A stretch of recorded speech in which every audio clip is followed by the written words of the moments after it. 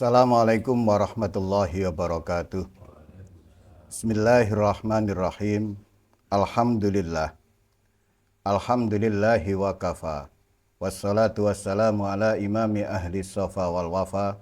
Sayyidina Muhammadinil Mukhtaril Mustafa. Wa alihi ahli safa wa sahbi ahli wafa. Wa man tabi'ahum bi ihsanin waqtafa. Amma ba'du.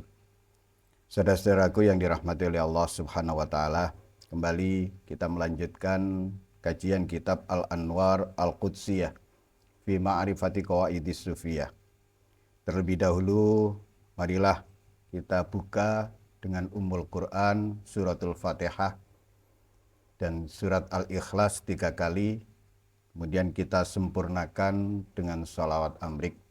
Mudah-mudahan dengan barokah surat Al-Fatihah dan surat Al-Ikhlas, apa yang akan kita kaji bersama-sama ini nanti dijadikan ilmu nafi', ilmu yang benar-benar mendatangkan manfaat untuk kehidupan kita sehari-hari, baik fitini, lebih-lebih fil akhirah. Yang dengan ilmu itu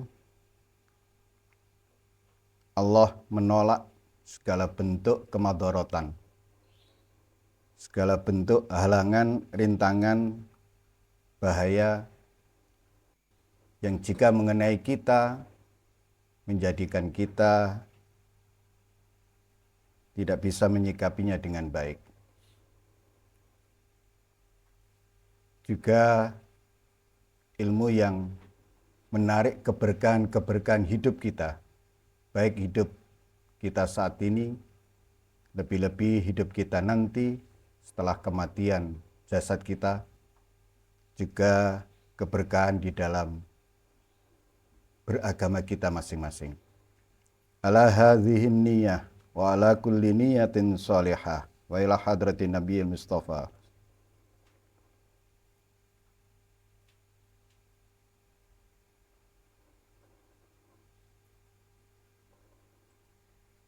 Al-Fatihah.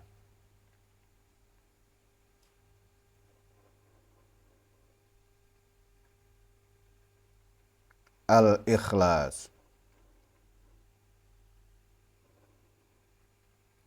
Al-Ikhlas. Al-Ikhlas.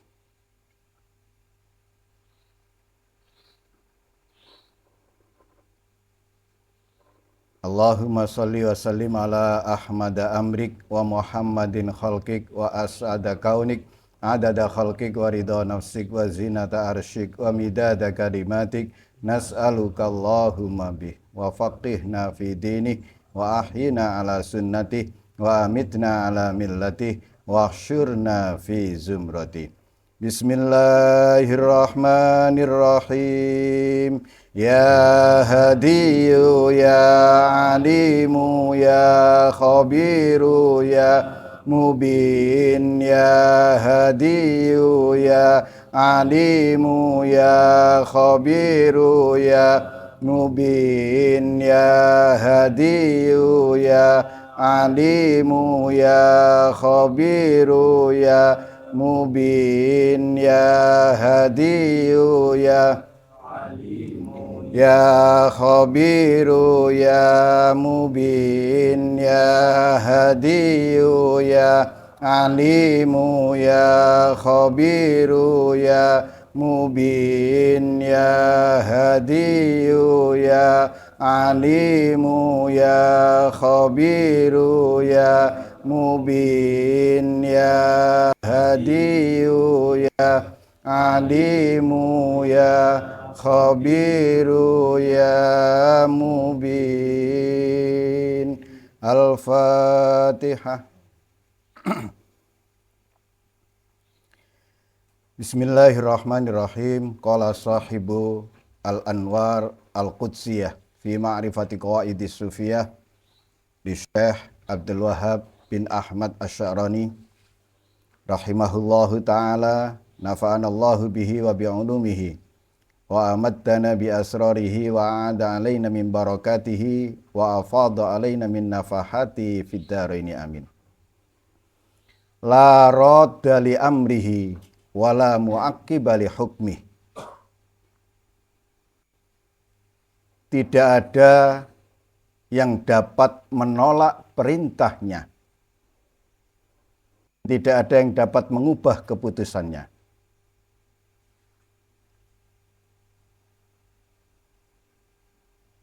Allah Subhanahu wa taala berfirman di dalam surat Yasin ayat 82 yang sering kita baca, innama amruhu idza arada syai'an ayyaqula lahu kun fayakun. Sesungguhnya perintahnya, perintah Allah, apabila dia menghendaki sesuatu,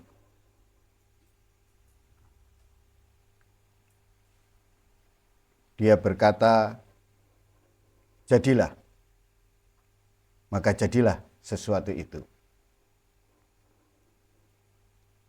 Dari ayat ini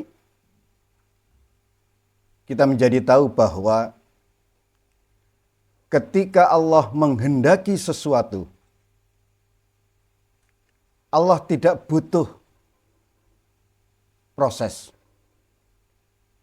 Ketika Allah menghendaki sesuatu, dia tidak perlu melalui proses yang panjang, proses yang rumit, proses yang berbelit-belit. Cukup dengan pernyataan kun. Ini juga jangan dipahami sebagaimana ungkapan kita, kayak sulap bim salah bim. Tidak begitu. Dah, pokoknya ini harus diimani, harus dijadikan keyakinan bahwa segala sesuatu yang dikehendaki oleh Allah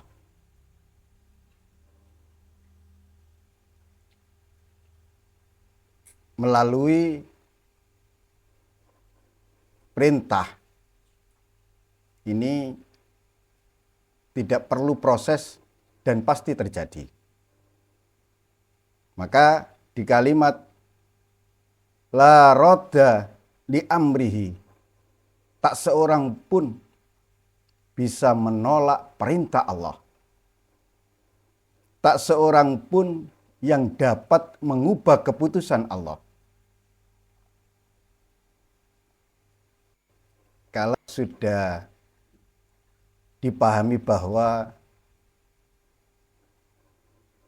tidak ada makhluk yang sanggup menolak perintah Allah, maka ya ironis ketika kemudian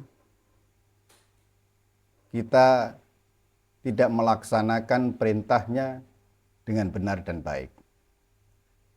Ironis ketika kemudian ketika kita menolak apapun yang telah diputuskan oleh Allah atas kita.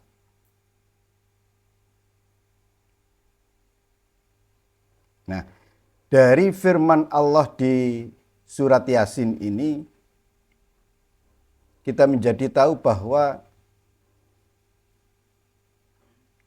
kekuasaan Allah itu mutlak.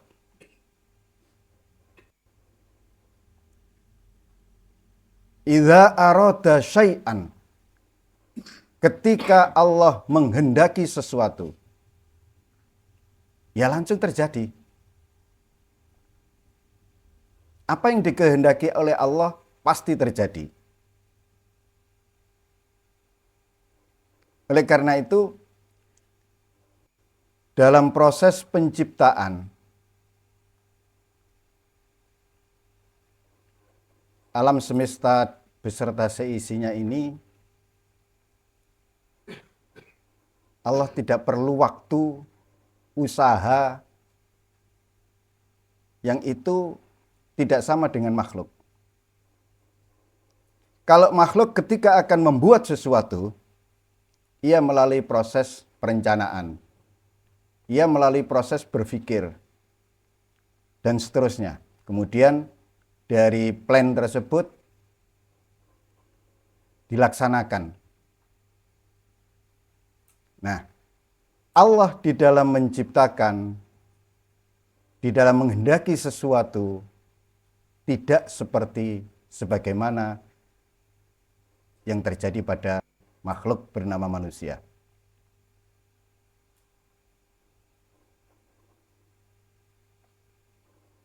Yang kedua, dari ayat ini dapat kita ambil pelajaran bahwa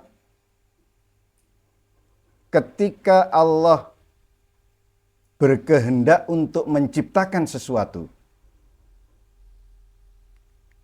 kehendaknya itu sudah mencakup pengetahuan yang sempurna tentang apa yang akan terjadi. Nah, maka segala apa yang diciptakan oleh Allah itu adalah merupakan bagian dari rencana besar Allah dan hikmah kebijaksanaan Allah yang sudah ditentukan sebelumnya. Dari sini antara ilmu Allah, sifat ilmu, dan iradah Allah saling terkait. Allah mengetahui segala sesuatu sebelum menciptakannya, dan penciptaan itu adalah perwujudan, manifestasi dari pengetahuannya yang abadi.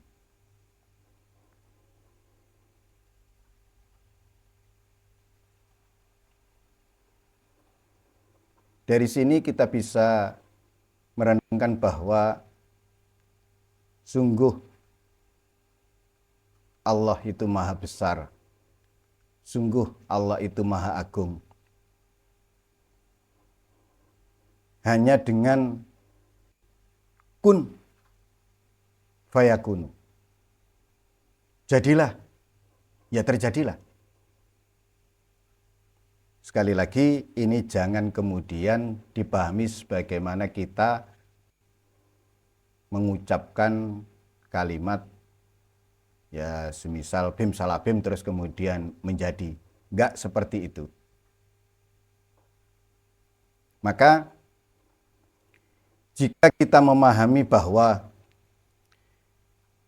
iradah Allah, kehendak Allah adalah sebab utama keberadaan segala sesuatu yang ada di alam semesta ini.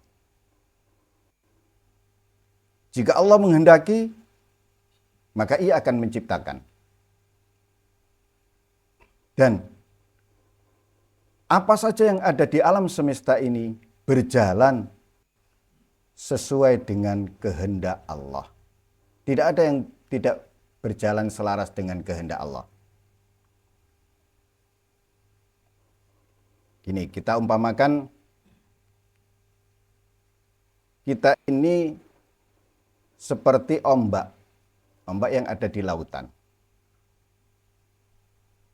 Bisakah ombak itu bergerak sendiri? Ombak tidak bisa menolak arah dan gerakan air laut. Karena gerakan air laut ini lebih besar daripada ombak itu. Nah, oleh karena itu, yang harus kita lakukan, yang harus terus kita upayakan adalah bagaimana agar dalam hidup dan kehidupan ini kita senantiasa menyelaraskan dengan kehendak Allah.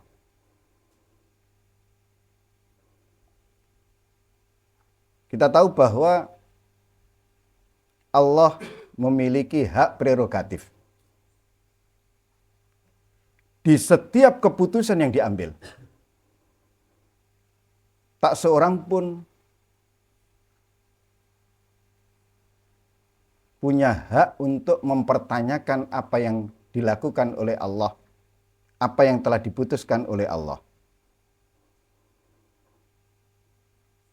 Maka tidak ada satupun makhluk yang dapat mengubah hukum Allah, apalagi mengubah keputusan Allah.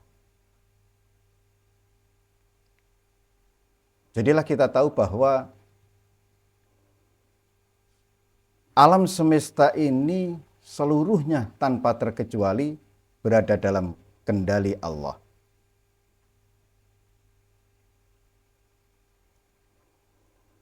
La radda li amrihi wala muaqqiba li hukmihi. Ketetapan Allah itu pasti.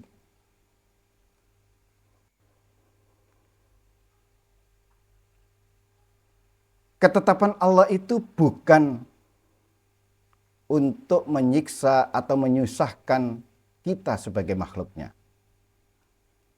Apa yang telah ditetapkan oleh Allah atas kita tidak ada lain adalah untuk membentuk kita menjadi lebih baik. Bayangkan begini, sebelum alam semesta ini diciptakan, ilmu Allah ini sudah ada. Irada Allah sudah ada. Qada qadar Allah sudah ada. Maka mana mungkin sesuatu yang baru bisa mempengaruhi segala sesuatu yang bersifat azali, bersifat qadim.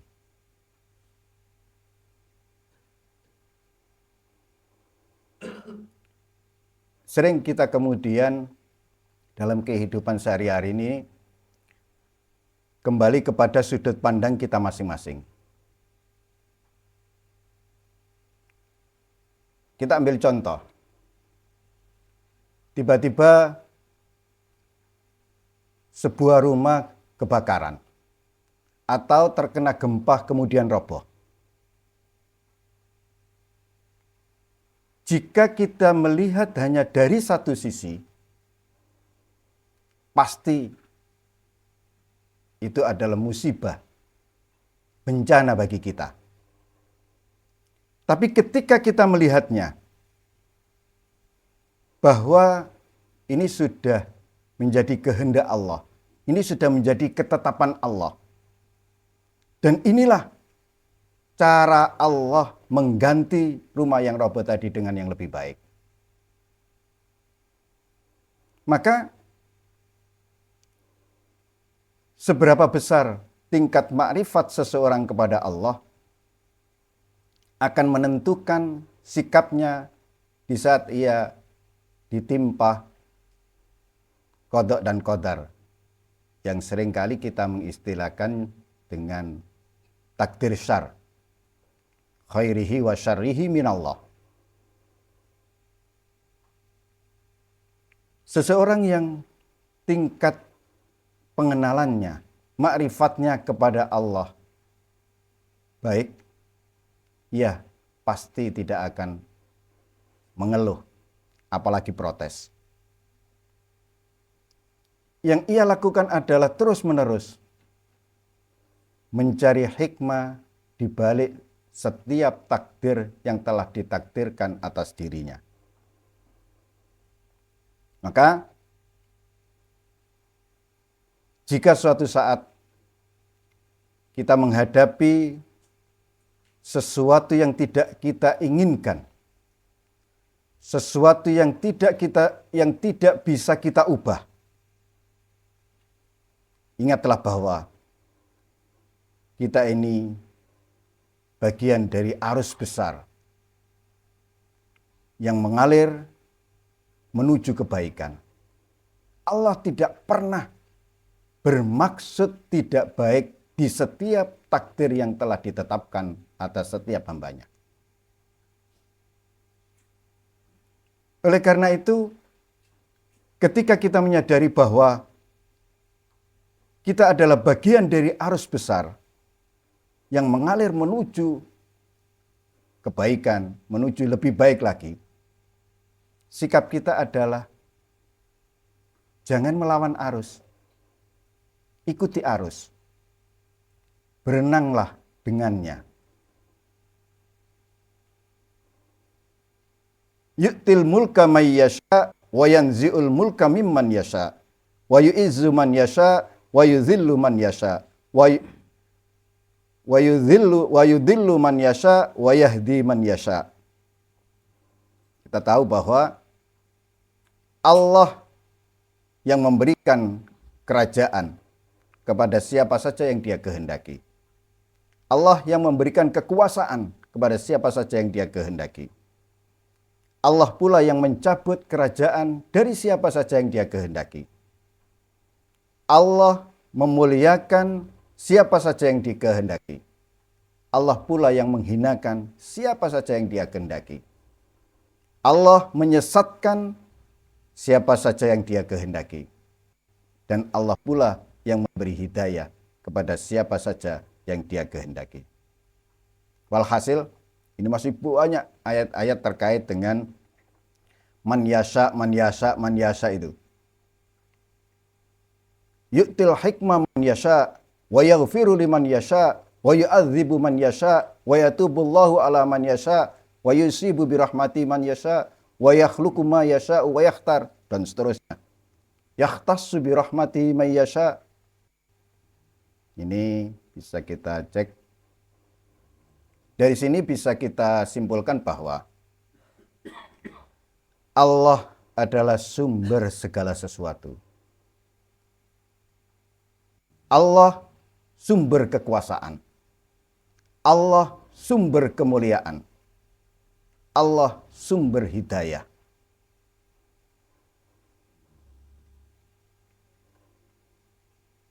Allah memiliki kehendak mutlak untuk memberikan atau mencabut kekuasaan, kemuliaan, hidayah pada setiap hambanya.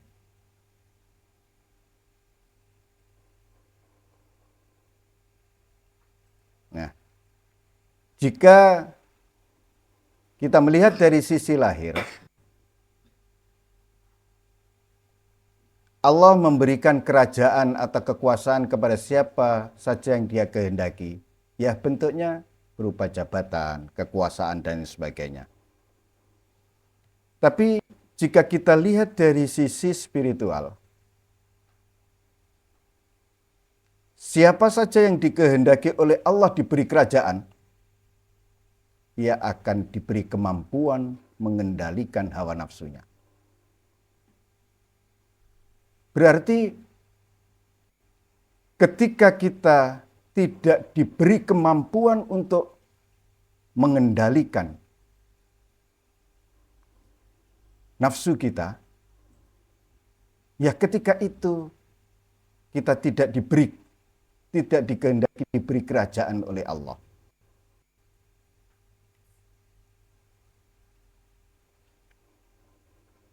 Orang yang diberi kerajaan spiritual oleh Allah, yang pertama adalah ia mampu mengendalikan hawa nafsunya sendiri. Kemudian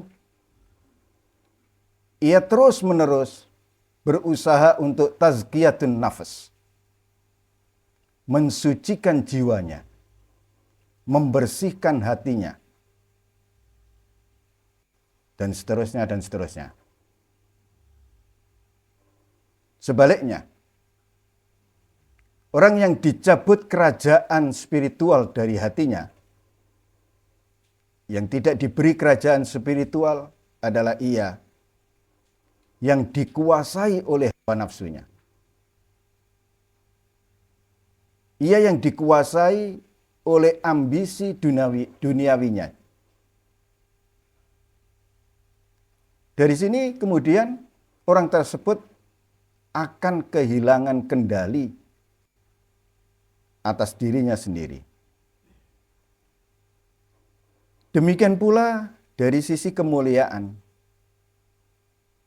Jika dari sisi lahiriah kita bisa melihat orang dimuliakan oleh Allah itu ya mungkin karena dihormati, karena diberi kelimpahan harta, dan seterusnya.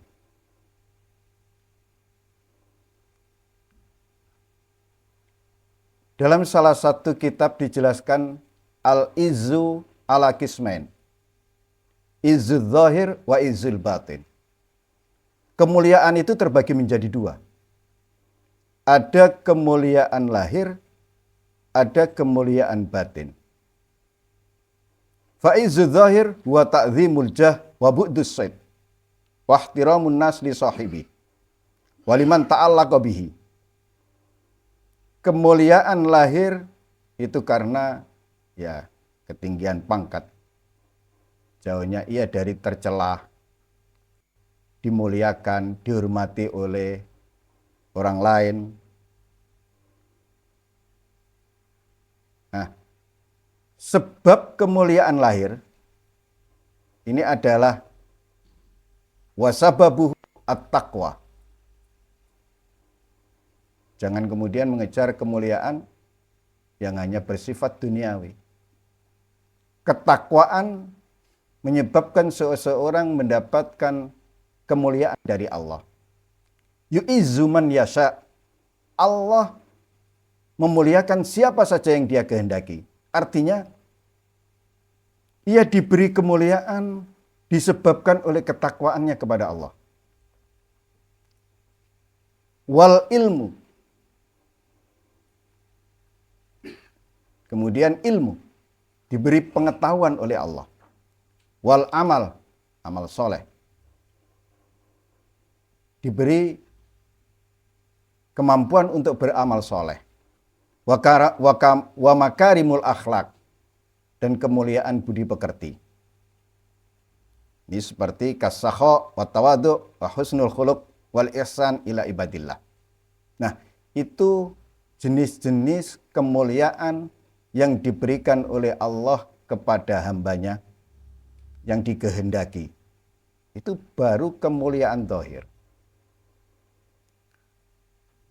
Wa izzul batin huwa al-ghina billah. Kemuliaan batin adalah ghina billah.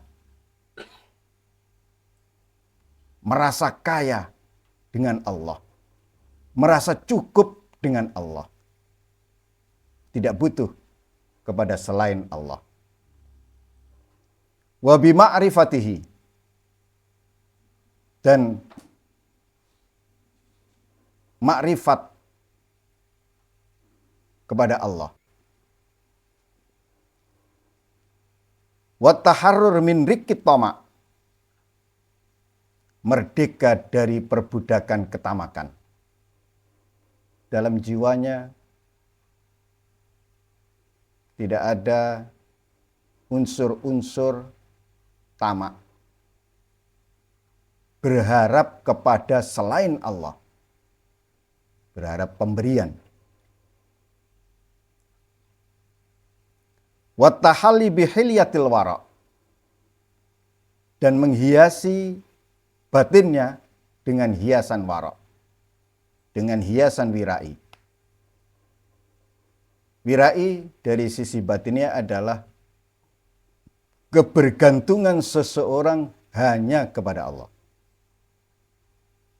Nah, itu jika seseorang diberi ghina billah, ma'rifatullah, taharrur min riqqit tama', tahali bihilyatil wara', dia dikehendaki dimuliakan oleh Allah batiniahnya.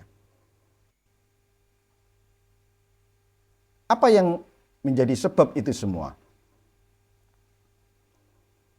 Bisa ghina billah dan seterusnya. Di kitab ini az-zullu lillah. Untuk mendapatkan kemuliaan batiniahnya, dalam batin seseorang haruslah terus-menerus merasa hina dina. Dan inilah salah satu ajaran yang diajarkan oleh guru kita, Buya Asma, bahwasannya murid-murid Shafai tidak boleh merasa lebih dibanding yang lain. Merasa lebih baik, merasa lebih hebat, merasa lebih pandai, dan seterusnya. Terus-menerus harus tazallul, menghinakan diri sehina-hinanya. Kemudian menampakkan iftikornya kepada Allah. Rasa butuhnya hanya kepada Allah. Dari sini untuk kemuliaan batin ini kita sudah diajarkan dalam bentuk sholawat ma'rifatik.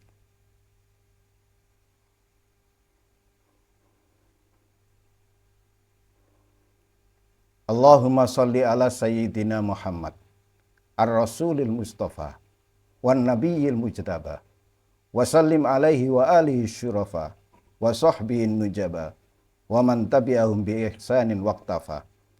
Nas'aluka Allahumma bihaqqi imami ahli safa wal wafa ma'rifataka kulla ma'rifatik waj'alna min ahlika wa khassatik waj'alna min afqari ibadika ilaik wa aghnahum bik. Nah, itu kemuliaan batin. Nah, 3 sholawat yang sudah diajarkan kepada kita, hendaklah sudah seharusnya kita amalkan dalam kehidupan kita sehari-hari. Yang berikutnya terkait dengan hidayah dan kesesatan. Yudillu bihi man yasha wa yahdi man yasha. Yudillu man yasha wa yahdi man yasha. Allah menyesatkan siapapun yang Dia kehendaki. Dan Allah memberi hidayah kepada siapapun yang Dia kehendaki. Nah, dari sisi lahiriah, kita melihat hidayah dan kesesatan itu hanya dari aspek keimanan. Oh, kalau dia kemudian masuk Islam, dia mendapatkan hidayah. Oh, kemudian kalau dia tidak masuk Islam, dia tidak mendapatkan hidayah. Ini aspek lahiriah yang aspek umum.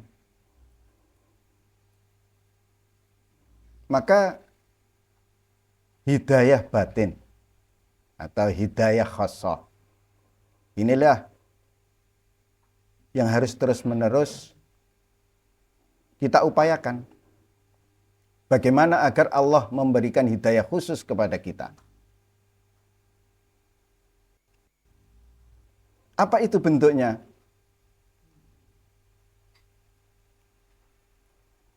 Hidayah ketika hati seorang hamba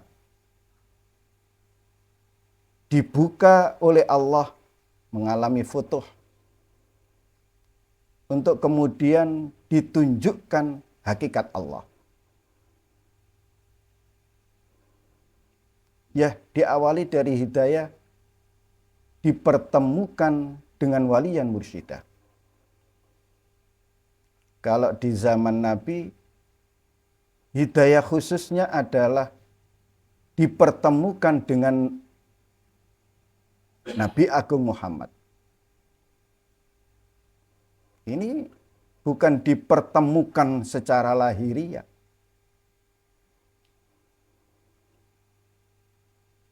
Batiniahnya mendapatkan hidayah untuk kemudian beriman bahwa junjungan kita adalah abduhu wa rasuluh, hamba dan utusannya. Begitu pula dengan hidayah khusus di zaman sekarang. Adalah hidayah dipertemukan dengan waliyan mursyidah.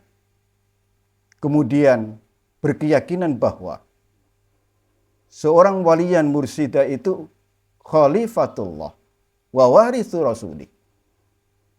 Ia adalah khalifah Allah, wakil Allah di bumi.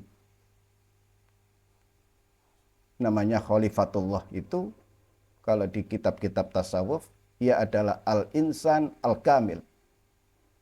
Manusia paripurna. Yang bertugas untuk membimbing dan seterusnya. Ia adalah pewaris sejati Nabi. Yang bertugas sebagaimana tugas yang diamanatkan kepada para nabi dan rasul. Bisa dicek sendiri tugas nabi di, kalau nggak salah, surat Al-Jum'ah ayat 2. Mengajari kitab, kemudian mendidik, membimbing, tazkiyatun nafas, dan seterusnya, dan seterusnya. Walhasil, siapa saja yang dikehendaki diberi hidayah oleh Allah, secara umum ia diberi hidayah Islam dan iman. Secara khusus tetap hidayah Islam dan iman. Plus dipertemukan dengan waliyan mursyidah. Sementara kesesatan, kalau ditinjau dari sisi batinnya adalah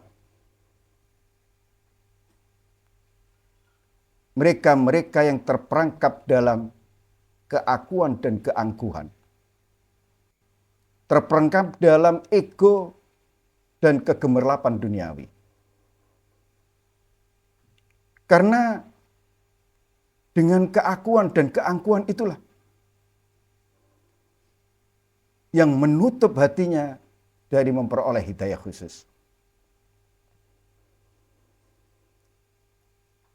Dari sini kaum sufi menyimpulkan bahwa Allah menyesatkan seorang hamba bukan karena kezalimannya, dan Allah mustahil Allah berbuat zalim. Allah mengharamkan dirinya untuk berlaku zalim. Inni haramtu zulma. Hadis qudsi. Ya, seseorang disesatkan oleh Allah itu karena dirinya menutup diri. Hatinya ditutupi oleh keegoan, oleh keakuan dan keangkuhannya sendiri. Hatinya tertutupi oleh keegoan, kegemerlapan duniawi, yang kemudian tidak bisa melihat cahaya kebenaran. Akhirnya, Masya Allahu kan, wa ma lam yasha lam yakun. Apa yang Allah kehendaki pasti terjadi, dan apa yang tidak Allah kehendaki pasti tidak akan terjadi. Ini kita tahu, kehendak Allah tidak memiliki batas. Karena tidak ada sesuatu pun yang berada di luar kuasa Allah. Bahkan kehendak manusia sendiri. Kehendak manusia sendiri itu pada hakikatnya berada dalam lingkup kehendak Allah. Contoh, kita sering ingin melakukan sesuatu. Misalkan, kita ingin berjalan ke depan. Rasa ingin di dalam hati kita, munculnya rasa ingin kita berjalan ke depan, itu karena Allah mengizinkan keinginan itu ada pada hati kita. Bisa dipahami ini. Jadi, begitu ada keinginan di dalam hati seseorang untuk melakukan sesuatu, nah, itu artinya Allah mengizinkan kehendaknya ada di orang tersebut. Makanya keinginannya selalu berada di dalam kehendak Allah. Nah kemudian, misalkan tadi ingin berjalan. Apakah kemudian ia lantas benar-benar berjalan atau tidak? Ia mampu berjalan ke depan atau tidak? Jika kemudian tidak dikehendaki oleh Allah, ya tidak bisa berjalan ke depan. Walaupun dia menginginkan untuk berjalan ke depan. Maka apa yang ada dalam keinginan kita, kehendak kehendak kita itu semua berada dalam lingkup kehendak Allah. Dan yang berlaku atas kita adalah kehendak Allah.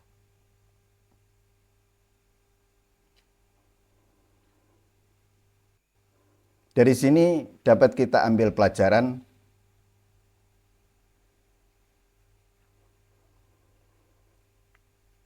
ketika kita sudah memahami bahwa segala sesuatu itu berasal dari Allah. Kulun minallah. KPKP teko Gusti Allah.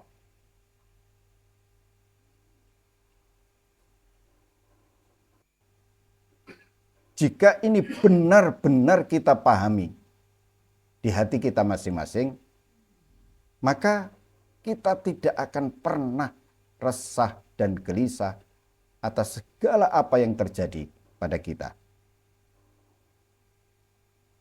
Karena semua yang terjadi pada diri kita, semuanya dalam pengetahuan Allah, semuanya berada dalam kehendak Allah. Dan mustahil Allah punya kehendak yang tidak baik.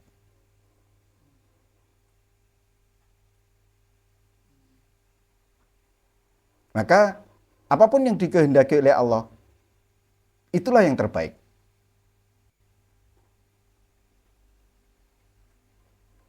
Ya, kita sering punya keinginan sesuatu, punya harapan sesuatu, kemudian tidak kesampaian, gak keturutan.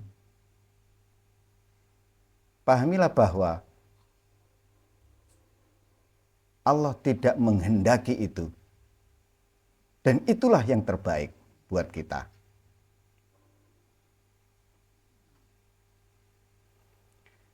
Ya, banyaklah contoh dalam kehidupan kita sehari-hari yang bisa kita lihat. Misalkan mayoritas kita ingin kaya, harta benda.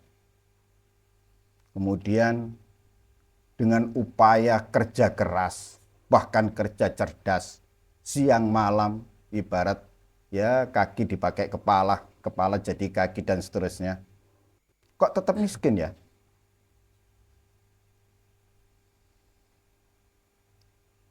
Padahal kalau dari secara teori yang kita pahami, ia punya kemauan keras, keinginan kuat untuk menjadi kaya. Tapi tidak, kekayaan itu tidak kunjung datang. Nah, segeralah kemudian memahami bahwa Allah tidak menghendaki kita kaya. Dan itulah yang terbaik. Sekeras apapun upaya seseorang untuk menjadi kaya, jika Allah tidak berkehendak untuk mengkayakan dia, ya tidak kaya. Dan itulah yang terbaik.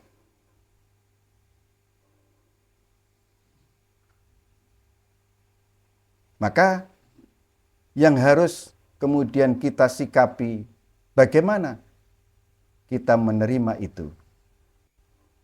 Bahkan kalau bisa kita ridho terhadap apapun yang telah ditentukan, ditakdirkan oleh Allah atas kita.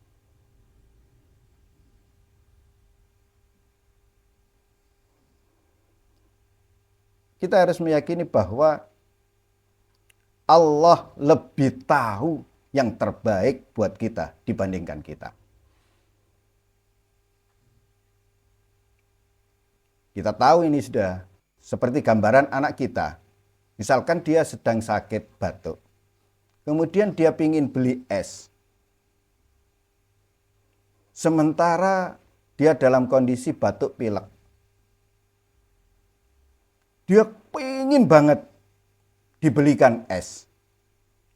Apakah kita sebagai orang tua kemudian menuruti keinginannya? Tentu tidak.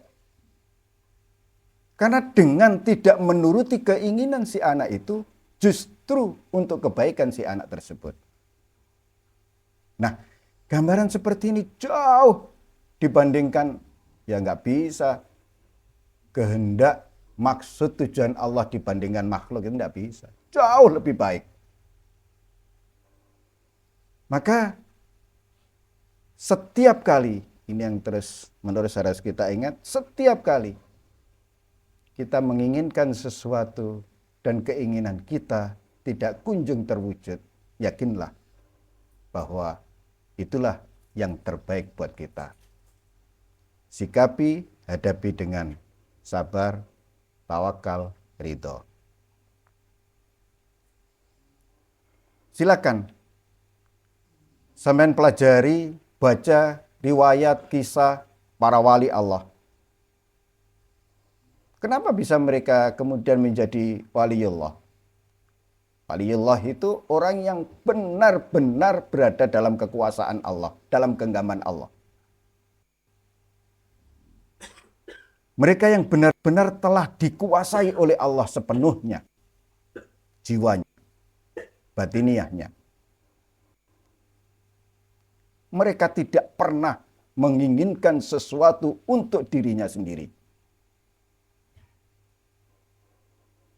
Para wali Allah itu yang mereka inginkan adalah apa yang diinginkan oleh Allah atasnya. Yang mereka inginkan adalah apa yang dikehendaki oleh Allah atas dirinya.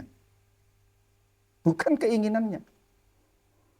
Karena mereka meyakini bahwa itulah yang terbaik bagi mereka.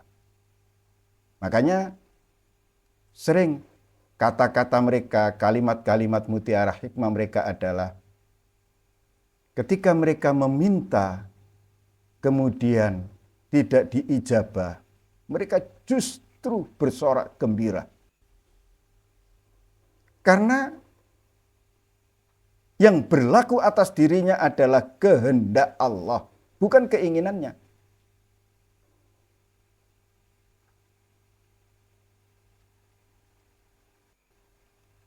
Pelajaran yang kita ambil dari para wali, para sufi,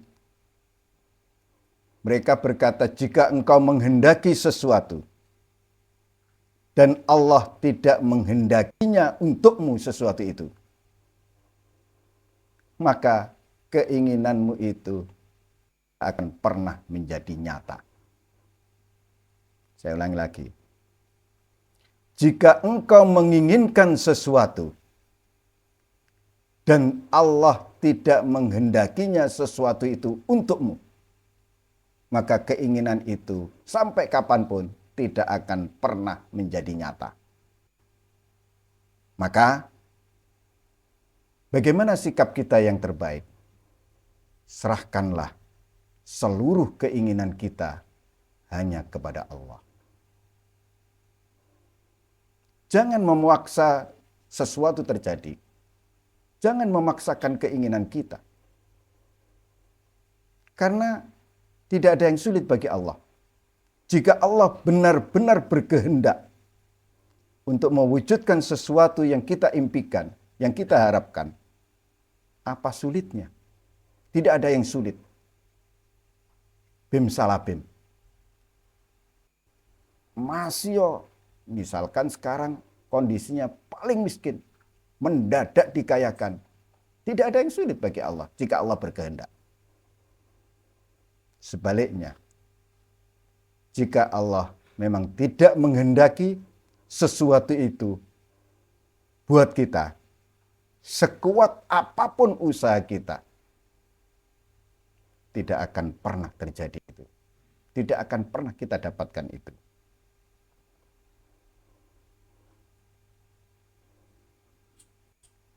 Lawijtama al khalaiku kulluhum ala ayyuridu syai'an lam yuridillahu ta'ala lahum ayyuridu ma'araduhu. Ini sampai diungkapkan di paragraf berikutnya ini. Seandainya seluruh makhluk berkumpul untuk menginginkan sesuatu yang tidak dikehendaki oleh Allah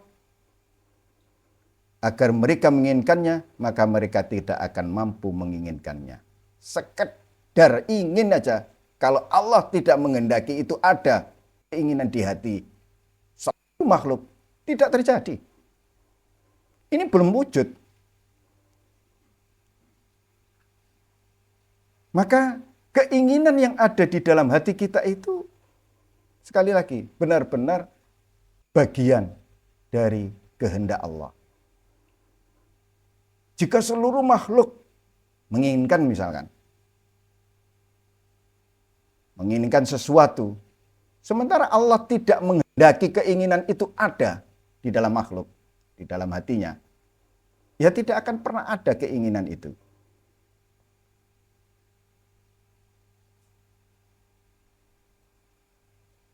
Nah, dari sini untuk terus-menerus memantapkan kita, karena pelajaran kudrat iradah ini paling penting.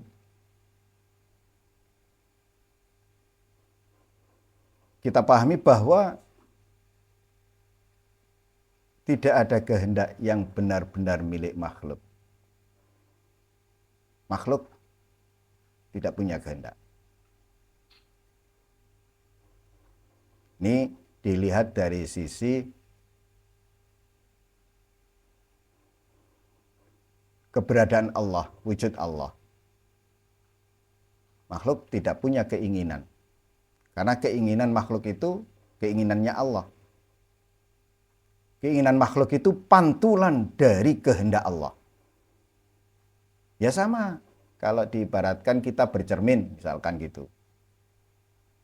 Gambar yang ada di cermin itu bukan gambar asli. Itu pantulan dari ya benda yang bercermin, kita yang bercermin.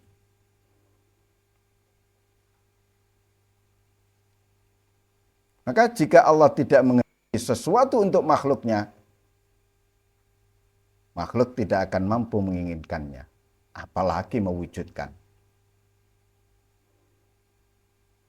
Nah, dari sinilah pelajaran penting bagi masing-masing kita.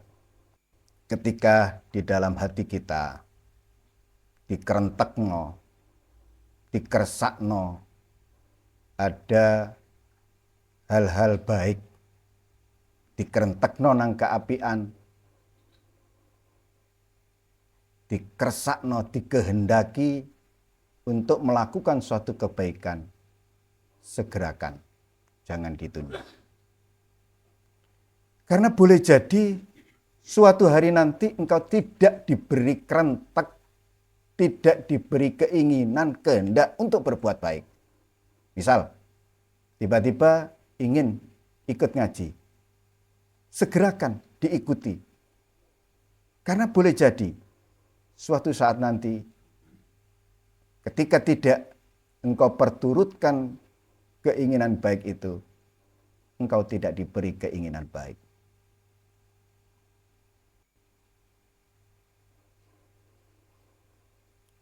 Au ayyaf'alu syai'an lam yuridillahu ijadahu wa araduhu ma fa'aluhu walastata'uhu wala aqdarahum alaih. Atau jika mereka makhluk ingin melakukan sesuatu yang tidak dikehendaki oleh Allah untuk diwujudkan, mereka tidak akan dapat melakukannya. Mereka tidak akan pernah sanggup melakukannya. Dan Allah tidak akan memberi kemampuan untuk itu.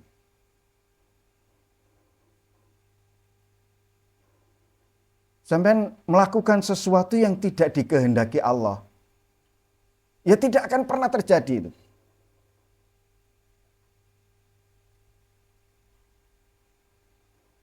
Ini kalau tadi menginginkan saja, jika Allah tidak memberikan keinginan kehendaknya kepada kita, tidak bisa. Ini melakukan. Melakukan sesuatu yang tidak dikehendaki, ya tidak akan mungkin terwujud. Tidak akan pernah diberi kemampuan untuk melakukan itu.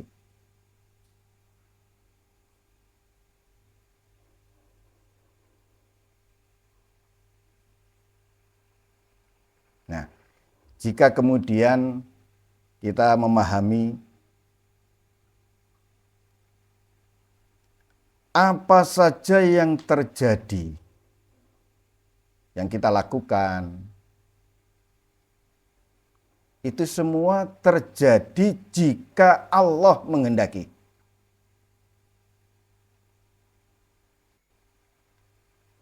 Nah, ketika kita sudah tahu bahwa apapun yang terjadi, semuanya terjadi jika Allah menghendaki, kita tidak akan pernah pusing, stres, atau kecewa dalam menjalani hidup ini. Itu kalimat yang seringkali kita pahami yang di atas tadi.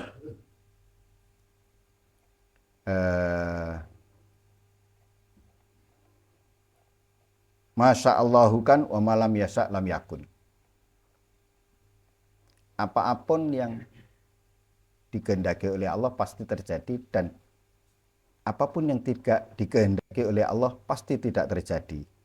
Jika kalimat tersebut tertanam, tertancap di dalam hati kita masing-masing dengan benar dan baik, niscaya kita tidak akan pernah pusing dalam menjalani hidup dan kehidupan ini. Tidak akan pernah stres lagi.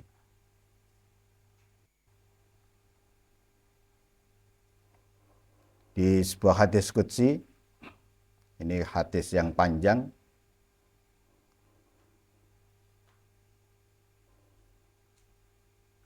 hadis dari Ibnu Abbas, qala kuntu khalfa Rasulillah sallallahu alaihi wasallam yauman. Suatu hari Ibnu Abbas, putra dari sahabat Abbas, mengikuti Nabi, berada di belakang Nabi. Kemudian Nabi bersabda, "Ya gulam, inni alimuka kalimatin." Wahai bocah, sungguh aku ajarkan kepadamu beberapa kalimat. Yang pertama, ihfadillah yahfadka. Jagalah Allah, maka Allah akan menjagamu. Ihfadillaha tajidhu tujahak. Jagalah Allah, maka engkau akan menemukan Allah berada di depanmu.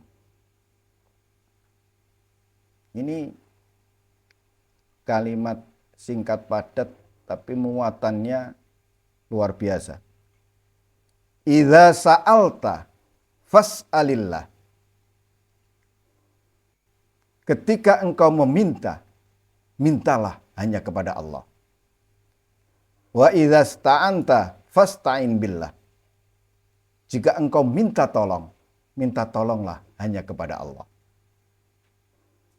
Wa'lam annal ummata lawijtama'at ala ayyan fa'uka bisyai'in lam yanfa'uka illa bisyai'in qad kadaballahu lak. Ketahuilah bahwa seandainya seluruh makhluk berkumpul untuk memberikan manfaat kepadamu,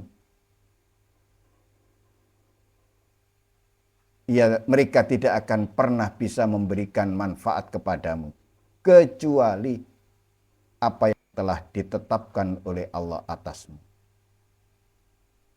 Walau ijtama'u ala ayyadurruka bisyai'in lam yadurruka illa bisyai'in qad katabahu Allahu alaik.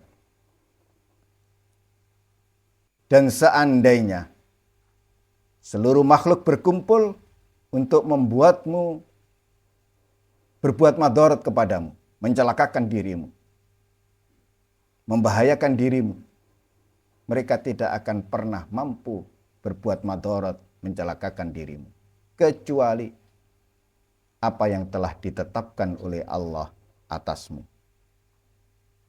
Rufi'atil aqlam wa jaffatis suhuf.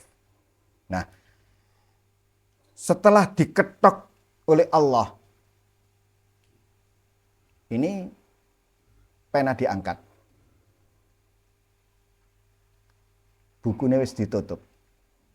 Sehingga dari awal hingga akhir, dari lahir hingga kematian kita masing-masing, semua yang terjadi adalah apa yang sudah ditetapkan oleh Allah atas kita. Fal kufru wal imanu wa ta'atu wal isyanu min masyiatihi wa hikmatihi wa iradatihi. Maka kekufuran keimanan, ketaatan, dan kemaksiatan adalah bagian dari kehendaknya, bagian dari kebijaksanaannya, dan bagian dari irodahnya.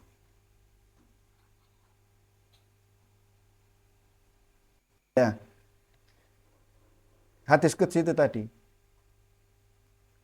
Makhluk ini belum ada, dan makhluk memang tidak ada, belum diciptakan. Ketetapan Allah sudah ditetapkan, sudah diputuskan. Maka kekufuran, keimanan, ketaatan, kemaksiatan, semuanya adalah bagian dari sistem Allah yang telah ditetapkan sejak zaman azali. Allah menciptakan iman, kufur, taat, maksiat. Ini menunjukkan bagian dari kesempurnaan ciptaan Allah. Coba bayangkan. Andai tidak ada kekufuran, bisakah kita memahami keimanan? Andai tidak ada keburukan, kemaksiatan, bisakah kita memahami kebaikan, ketaatan? Oleh karena itu, ada orang yang mungkin mulai dari kecil, hidupnya dipenuhi dengan kemaksiatan, kedurhakaan. Kemudian setelah beranjak dewasa, ia kemudian bertobat kepada Allah, menjadi orang yang saleh. Nah, orang yang seperti itu pasti ia merasakan betapa nikmatnya hidayah iman itu. Karena berpuluh tahun ia berada dalam kemaksiatan, kedurhakaan. Kemudian berbalik menjadi ketaatan dan kepatuhan.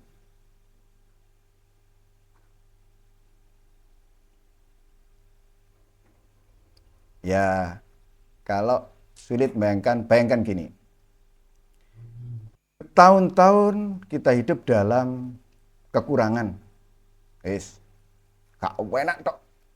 Kemudian di kondisi tertentu, misalnya terus umur 50, kait uripe enak,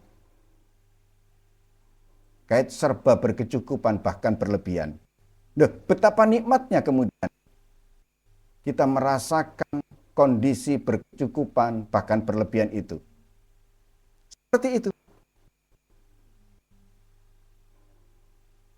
Maka di dalam hadis qudsi Allah berfirman, ya ibadi, kullukum dhalun illa man hadaituhu, fastahduni ahdikum. Wahai hamba-hambaku, kalian semua dalam keadaan sesat, kalian semua tersesat, kecuali yang telah aku beri petunjuk. Kecuali mereka-mereka yang diberi hidayah oleh Allah. Maka mintalah petunjuk kepadaku. Niscaya aku beri kalian petunjuk.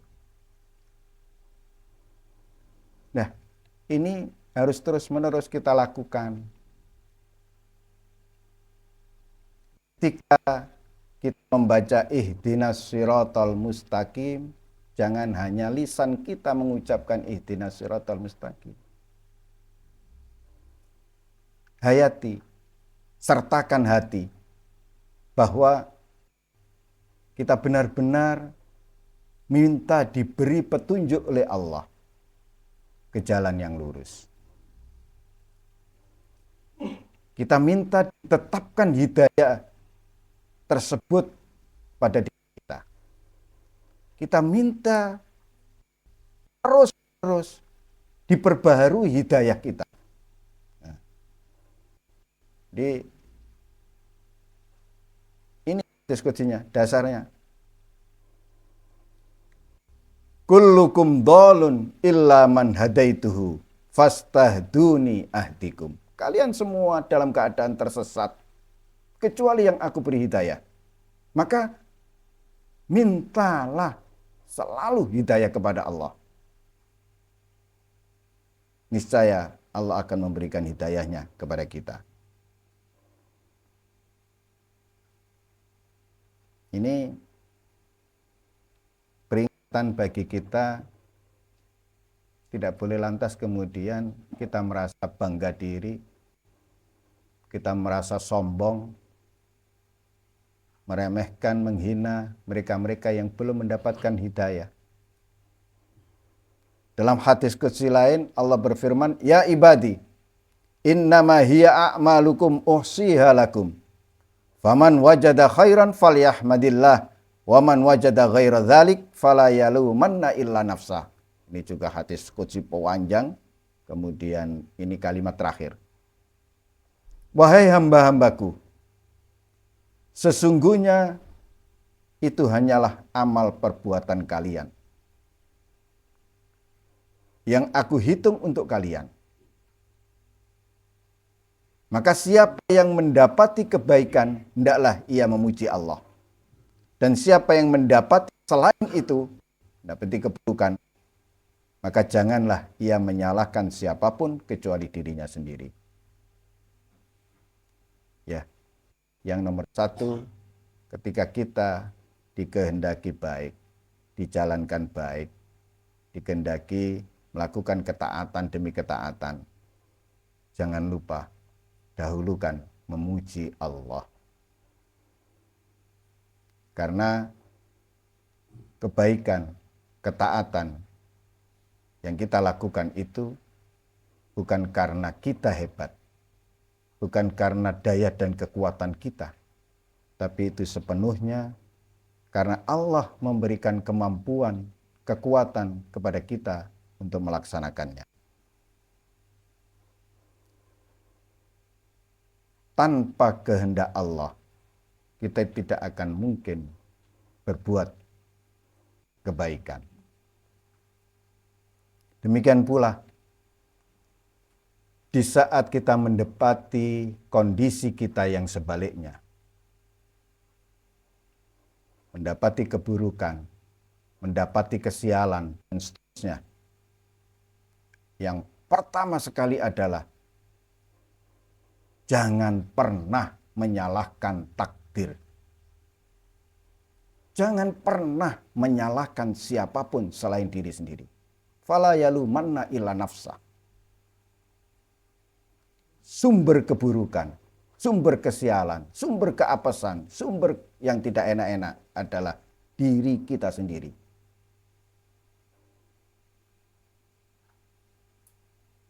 Allah sudah memberikan hidayah kepada kita. Allah sudah memberikan akal, sarana akal buat kita. Dan seterusnya, dan seterusnya. Jika kita pergunakan tersebut, niscaya kita akan memilih kebaikan dibanding keburukan. Nah, maka ketika kemudian hal yang tidak baik itu terjadi, itu bukan salah siapapun. Sekali lagi, jangan pernah menyalahkan takdir.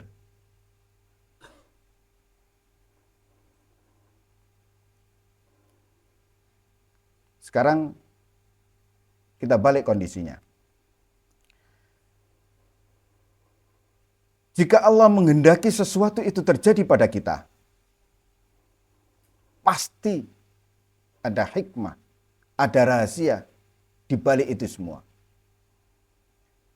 Aku mah gak karep ngalor, dikongkon ngalor. Nah, berarti terjadilah kemudian kita ke utara. Ya pasti ada hikmah. Ada rahasia di balik. Kenapa? Ketika kita menginginkan ke selatan, justru kita dijalankan ke utara.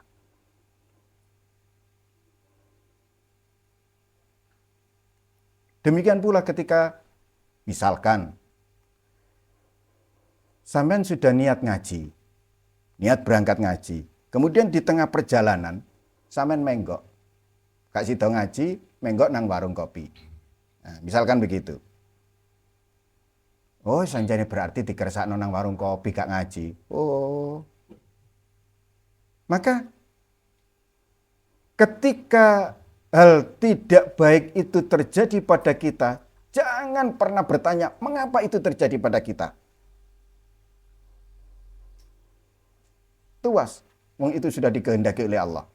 Lantas pertanyakan bagaimana caranya agar saya bisa mengambil hikmah, mengambil pelajaran dari kejadian dan peristiwa yang tidak sesuai dengan harapan. Lah pokok ngene, gak ojo ngono.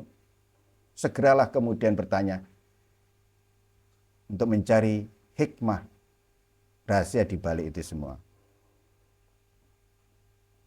Ini sama dengan kemudian kita mempertanyakan kepada Allah.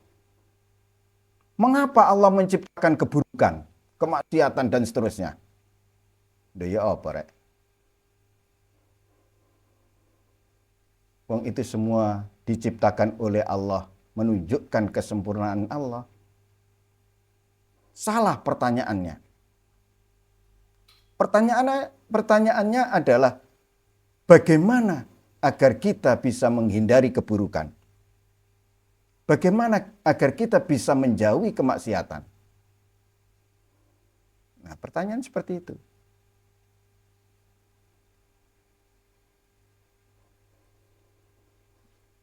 Ya sama. Ini kalau kita mempertanyakan, kenapa hidupku sulit? Apa uripku kok soroy mulai cilik?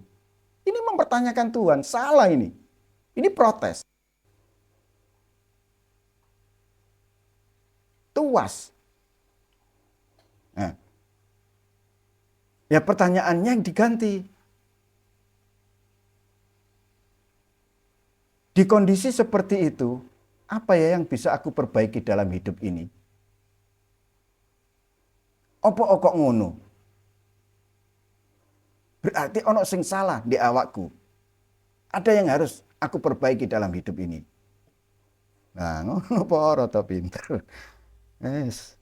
Walam yazal subhanahu wa ta'ala mausufan bihadhil iradah azalan. Dan Allah subhanahu wa ta'ala senantiasa disifati dengan sifat iradah sejak azali. Nah, sifat iradah Allah itu sudah ada sejak zaman azali. Nah, tuasa. Zaman azali ya yang tidak ada permulaan, tidak ada akhir. Sebelum ada makhluk, wis kehendaknya itu sudah ada. Dan itu berlaku sampai kiamat. Gak kemudian, oh iradah Allah itu muncul tiba-tiba seiring dengan perkembangan zaman, seiring dengan perubahan waktu. Enggak.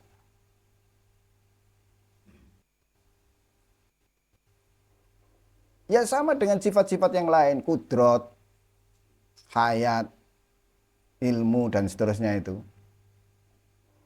Iradah Allah itu ya sejak zaman azali. Dan Allah maha berkehendak. Maka terus menerus kita pahami bahwa iradah Allah ini meliputi segala sesuatu. Baik yang sudah terjadi, lebih-lebih yang belum terjadi. Yes. Apapun itu. Yang ada, yang belum ada.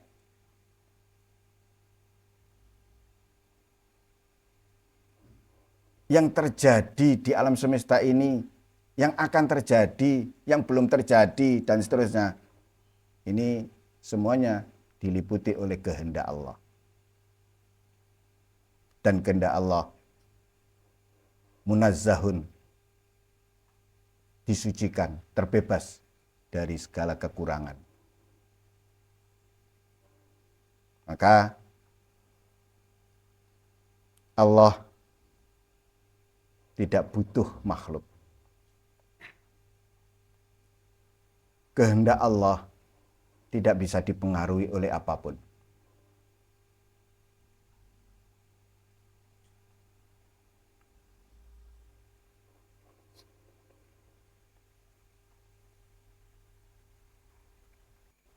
Di salah satu kitab para ahli tauhid, ahli akidah, ahli sunnah wal jamaah membagi iradah menjadi dua. Al-iradatu fi kitabillahi ta'ala naw'ani. Iradatan qadariyatan kauniyatan khalqiyatan wa hiya al-masyi'atu syamila li jami'il maknunat wa iradatan diniyatan amriyatan syar'iyatan wa hiya al-mutadamminatu lil mahabbati waridho. Nah, intinya iradah itu dibagi dua. Ada iradah qadariyah atau kauniyah atau khalqiyah. Ini berarti keinginan Allah, iradah Allah, kehendak Allah mencakup semua ciptaan.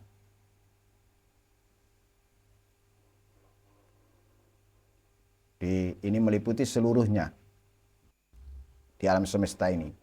Baik, buruk, taat, maksiat, apapun. Ini masuk wilayah iradah qadariyah, kauniyah atau khalqiyah. Kemudian ada iradah diniyah, iradah amriyah, iradah syar'iyah. Nah, ini yang iradah berkaitan dengan perintah dan larangan Allah. Ini mencakup hal-hal yang disukai, dicintai oleh Allah dan diridhoi.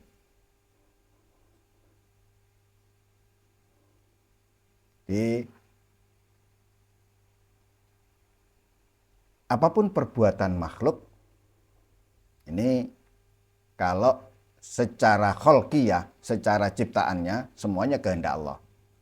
Tapi ada iradah diniyah, syar'iyah, atau iradah amriyah, yang dimana iradah ini berkaitan dengan hal-hal yang dicintai dan diridhoi oleh Allah. Nah, manusia dalam hal agama, ini dalam hal syariat, diberi kebebasan untuk memilih mengikuti perintah Allah atau tidak, memilih untuk taat atau maksiat. Kemudian setiap pilihan ada konsekuensi, tanggung jawab yang harus dipertanggungjawabkan nanti di akhirat. Ini kaitannya dengan iradah diniyah. Wal alamu makdumun, wallahu a'lam bishawab. Mudah-mudahan materi yang cukup panjang terkait dengan masyiah dan iradah Allah ini terus-menerus menambah wawasan kita masing-masing, menguatkan iman, takwa, mahabbat dan ma'rifat kita kepada Allah dan Rasul-Nya, yang pada akhirnya kapanpun Allah mengakhiri hidup kita masing-masing, Allah mengakhirinya dalam keadaan terbaik, husnul khotimah. Amin, amin ya rabbal alamin. Ja'alanallahu wa iyyakum minal muridin as-sadiqin wa wassalikin al-asyikin wa adkhalana wa iyyakum fi zumrati ibadi salihin al-muslihin. Wassalamualaikum warahmatullahi wabarakatuh.